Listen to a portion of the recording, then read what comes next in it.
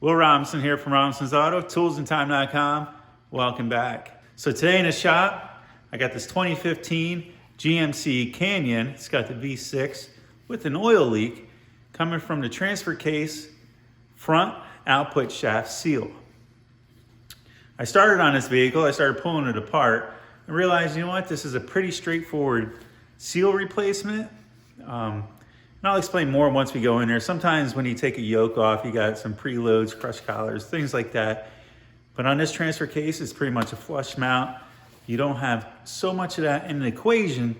So somebody with the willpower, the patience, and the time can tackle this job. So I figured, you know what, I'll throw up this video and maybe it might help somebody. But if not anything, it'll get us reunited for a little bit and we'll get to hang out. So without further ado, I started taking this vehicle apart, like I mentioned. So I got stuff like mocked up. So if you come underneath, you'll see the transfer case. It's soaked, it's stained, and that seal's been leaking for some time.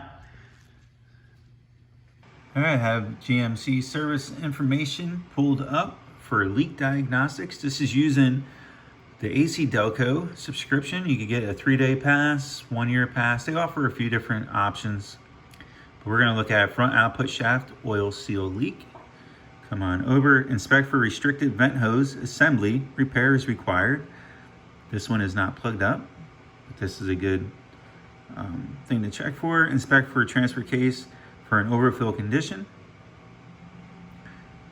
Inspect for leaking front output shaft oil seal. Yes, that's why I'm here. Inspect components as required. Okay, so we're gonna keep stepping forward here. This takes a 10mm socket. I put a swivel on it with the impact gun, and I took out all the retaining bolts. Prior to doing so, I like to mark everything, so I put it back together in the same fashion. So you can see where I took the yellow paint marker and I made myself a line. That way when I put the drive shaft back together, it lines up with the yoke in the same spot. There's some movement here that's gonna allow us to pull this back slightly and move it out of our way without removing the entire drive shaft. So we'll have some extra play up here. We'll have some extra play here, and that'll allow us to leave the other side of the yoke on the front rear bolted up. Take and we'll remove all of our retaining bolts. Like I said, you'll have a couple more sets of these. There's 1, 2, 3, 4, 5, 6 bolts total. And then when you come to the back side, you'll see there's 2 notches. There's one on the top, one here. Get a flat, like punch. Just give that a nice little whack right there, and she'll pop loose, and you'll be all separated like so. Once I got it separated, I realized, you know what, I got a lot of play here. Why pull it all apart? Why pull the drive shaft all the way out when I could hold it out of my way? So I seen that there was this nice spot in the frame that has a hole here and a hole there that I could put a zip tie through. Sometimes I just give it a little bend. That way once I get it through,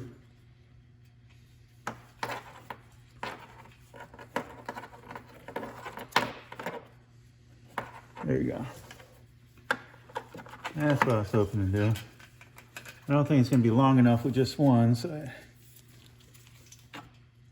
I'll sacrifice 2 zip ties to make my life easier any day.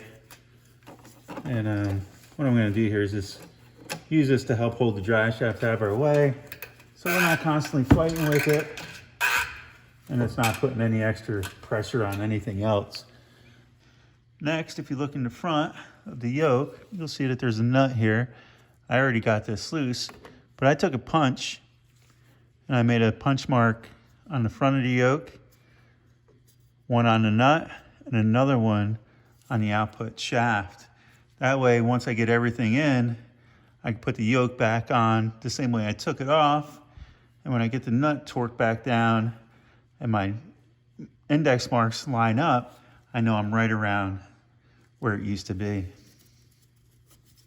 I'll see if I can find the specs on it, and we'll torque it to spec.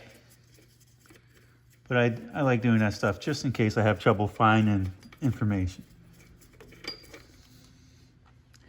And I like to put stuff back together the same way I take it apart.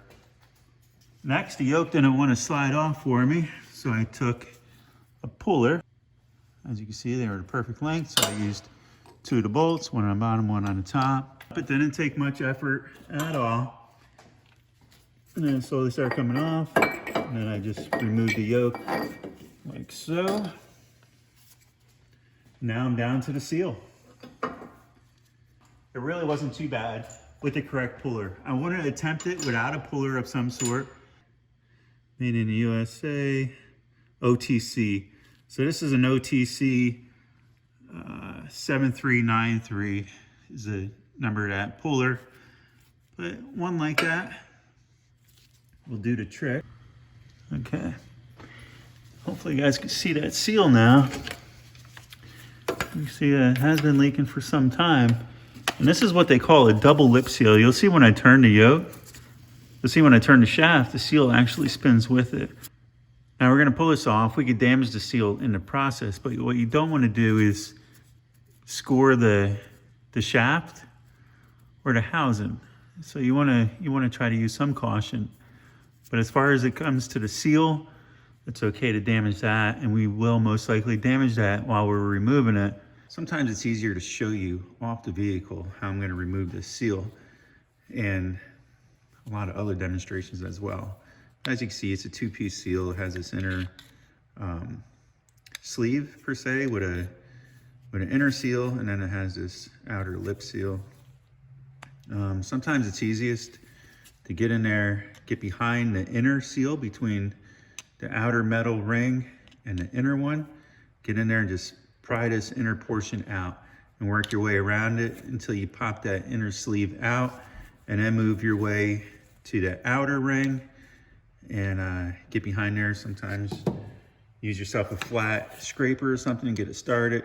Sometimes there is a notch for you to get in behind with the screwdriver and then knock out the outer ring. A lot of times what I'll do is I'll try to knock them both out as one piece. Most likely that's what I'll do with this one. But if it gives you problems or something, or you're fighting with it, just get behind the center one. Do whatever you got to do to get that seal out. It's going to be trash. You're going to damage it, and you're going to be putting a new one in anyway. So I'll show you this once I get it out. There's a couple spots where you can start a screwdriver behind it. Seal.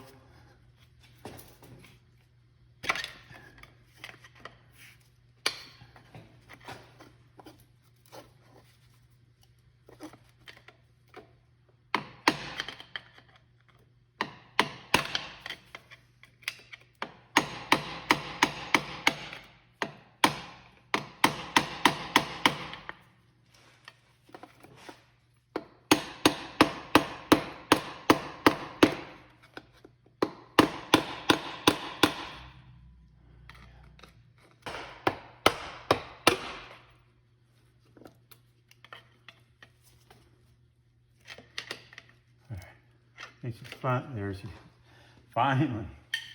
Took a little persuading, but we got it. There's a couple things to be mindful of when you pull this seal out. Make sure you didn't nick this outer lip. If you did, clean it up with something, piece of emery cloth, fine sandpaper. Make sure everything is nice and smooth so you don't tear the sealing surface as you're pushing it in. Here's an exploded view of what we're dealing with. You have your nut, your flange, oil slinger, seal. That's about as far as we're going with that. We won't be replacing the oil slinger. That's on the flange and in good shape. Just do your best not to damage it as you're pulling the flange off. Use a puller to pull that flange like I mentioned in the video. Here's the tool that I use, very similar, to hold the flange, and there's the proper tool for knocking the seal in, but we improvised. I made this a while back. It's just I think it's an 1 3/4 flat washer. that I got at the hardware store. I just welded an old beat up socket that was pretty much junk. Essentially how this works is this seal is a double lip seal. If you look in here, you'll see that it has like its own sleeve, its own collar that the outer seal is going to ride against. And then that collar has another seal on it that seals against the shaft, the output shaft. So when you drive these in, you'll see that these do move. You know, so it's not like real high tech where if you get it a little weird, you're gonna break it. So what you want to do is you want to push them both at once. You don't want to just tap on the outside ring like you normally would, because then this is going to get all weird on you. So when it's pushed all the way in, it's essentially flush, as you can see.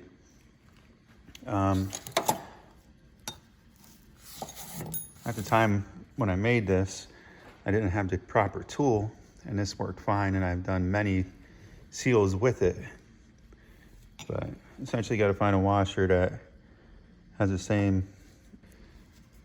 This ID has to be able, you know, essentially go over top of a little step in the shaft, and I'll show you that once we get in there.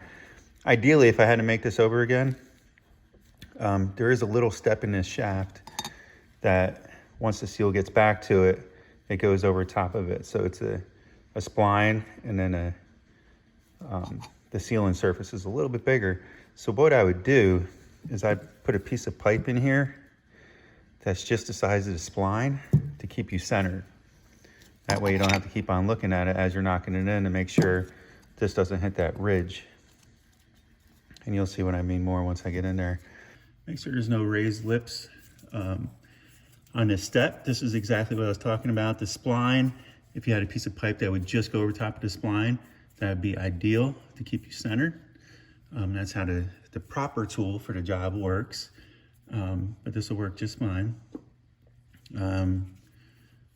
Sometimes you'll find that the outer part of this step here will get rusted. So after you get the old seal off, get some memory cloth, go over top of that lip, get it nice and smooth. I did already. And get yourself some solvent, some cleaner of some sort. Wipe this all off, get this all cleaned. I'm gonna wipe it down one more time. All right, now I got it all cleaned up. Put a little bit of oil around the shaft portion of it. Like I said, this is the most critical part. You gotta get these things started straight. I got the proper seal now.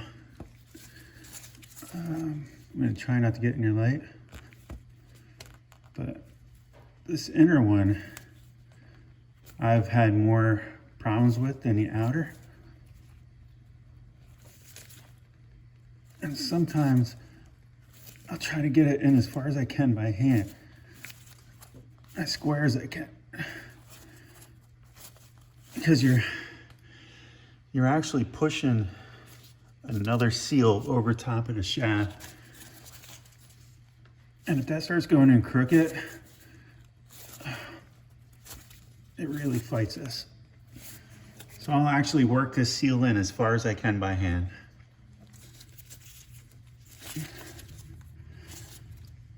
Okay. Again, it's a very awkward position with this cross member in the way. This is what I was saying. It's what I don't like about the one I made.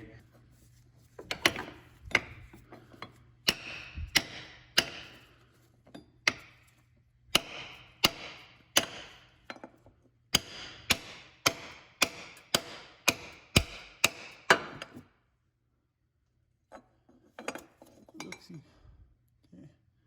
Looks like we're going in nice and square. I'm probably being too cautious, but they only had one seal in stock.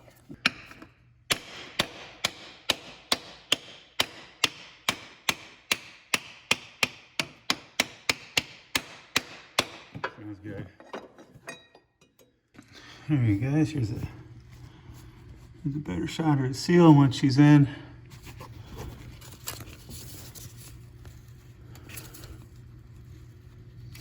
Everything feels good.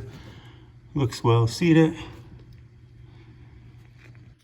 If you remember, when we took it apart, I put an index mark right here. On this yoke, I put a corresponding index mark right here, so I know I want those two marks to line up. On a nut, I put an index mark as well, but I know that I'm not where it was in its original location until I'm down close to the torque spec and that dot is lined up with that dot on the output shaft. So hopefully that makes sense. I'm going to put a little Loctite on it. This brings back a lot of memories, and I miss it, to be honest with you, even though I'm not sure if I would follow it myself, but hey, it's entertainment at the very least. So I put a little bit of Loctite on that nut. Spin that bad boy in. I believe this is a tapered, it has some sort of taper to it, so it is like a taper lock of sorts. Yeah, she said the blind man.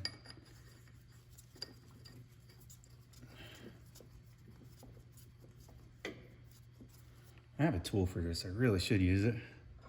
So what I wanted to demonstrate with them two bolts is that you might be able to somehow, let me see here. Let me see what I can do for you before I go put the proper tool on there. All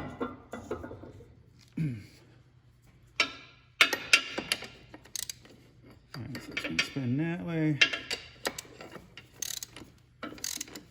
At some point, yeah,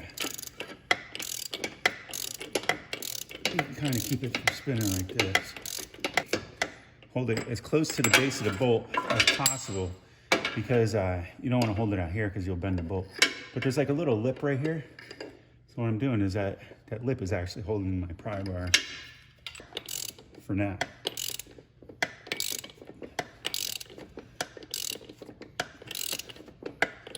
This is going to push back until it hits that collar. At that point, it's going to take a little bit more effort. This is what the proper tool looks like if you want to make yourself one. You're welcome. Very simple design.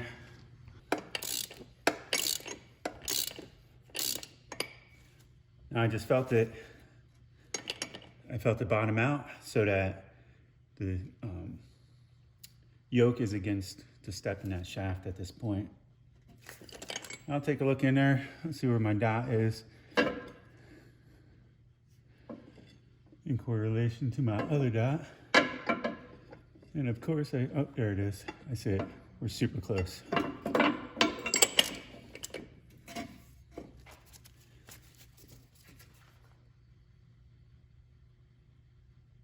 Click, click.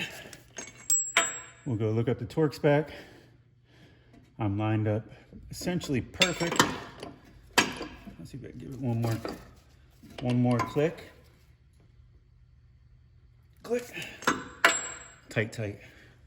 Okay, so we have our nut number 6. We'll come on down here. Okay, 130 to 200 foot-pounds. You see the dot?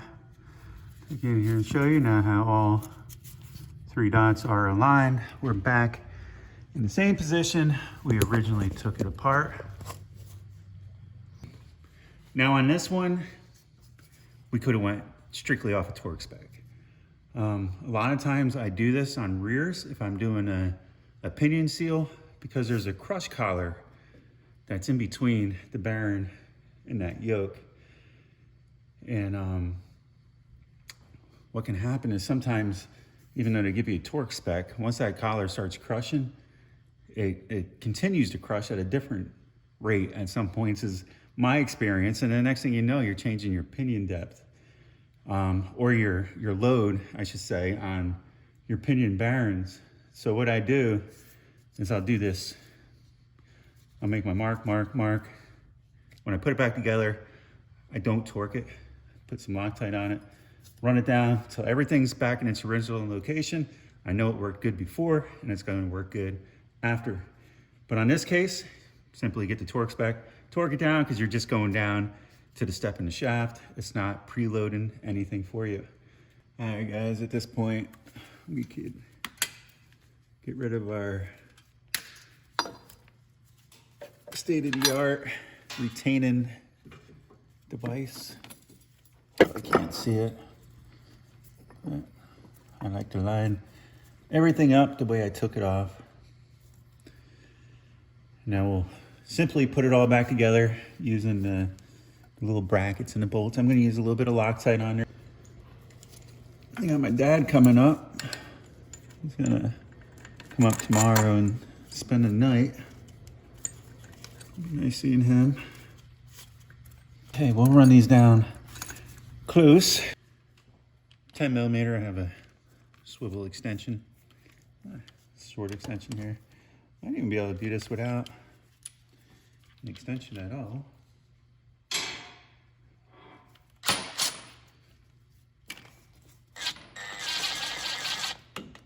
Again, I'm not going to run anything down tight.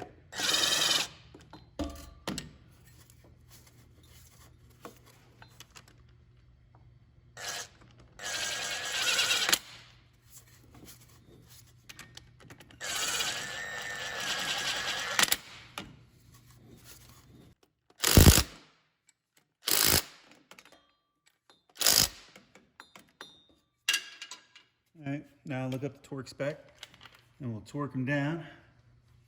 Mark the relationships of the transfer case, front output shaft and flange, blah, blah, blah. That's a practice that I've always used as well. A very good practice to follow. Here's just saying to clean, you know, make sure you prep all your bolts and whatnot, then apply thread lock and adhesive to the propeller shaft bolts. We'll come down here. All right, this is what I'm looking for, 48 foot-pounds. I used to have like a wooden wedge. I can't find it right now, or a plastic one. And I put it like right here, and as you're torquing, it'll tighten up. These aluminum cases, since it has like this boss area here, it's not so bad, but you probably maybe shouldn't take my advice on that one, but it's worked for me. There's a couple other options. You could take and try to hold in between like two bolts like that while you torque the other ones down. Try not to bend the cover too much, of course. Then just go around and torque them all to spec. All right, so now the seal is replaced. We're gonna take and we're gonna drain the fluid and refill it. So 18 millimeter on these plugs. We're gonna start with the fill plug. That way we know we can get fluid back in it once we drain it. If you can't get this bad boy out, I don't recommend pulling that one out, but usually not a problem. If you're using a snap-on socket and ratchet, if you're using Mac, might be a little bit more difficult. Cornwall, you'll get it.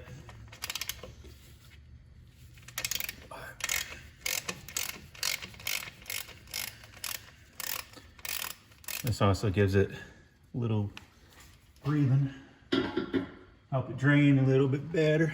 Oh, make sure you got yourself some fluid to put back in it when you're done, of course. So, it's just automatic transmission fluid in these. Assuming that this one is a little low, because most times when I do that front seal, some fluid comes out. No fluid came out. Both of these plugs, I believe, are the same. I never really tried switching them, and I don't plan on starting to today, so just keep them separated. But if you did mix them up, I don't think you'd have a problem. You see it has some kind of sealing compound on there before. I'm gonna let this thing drip for a little bit while I get everything set up. And a little bit of thread sealing dope on the plug.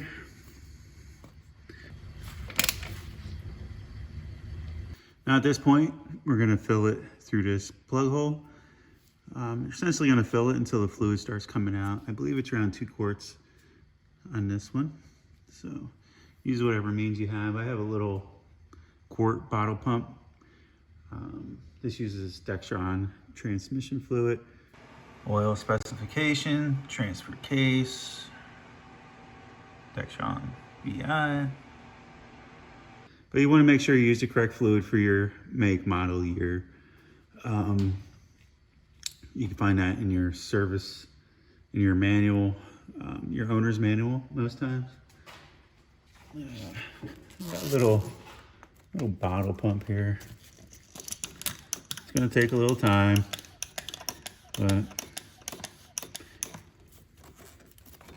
make sure you're in there far enough to notice the difference of your fluid pump leaking out because the hose isn't in far enough versus the fluid leaking out because it's full.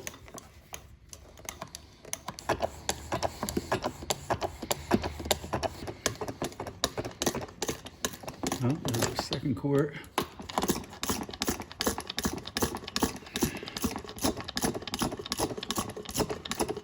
Oh, look at that. She's just starting to come out. So, takes about exactly 2 quarts. All right. As you can see, it's definitely 2 quarts. Little sealing compound on the plug. Once again, look at that.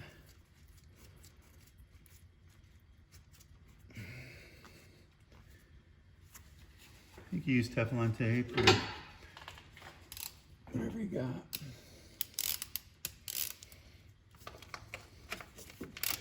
As long as it's compatible with, you know, whatever you're working on.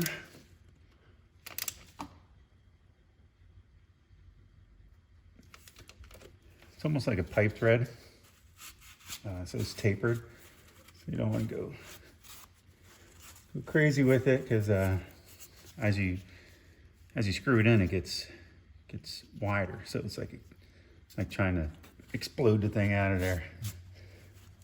But as you can see, everything's sealed up. All right, guys. Well, that's essentially it for that transfer case front output shaft seal and the fluid drain and fill.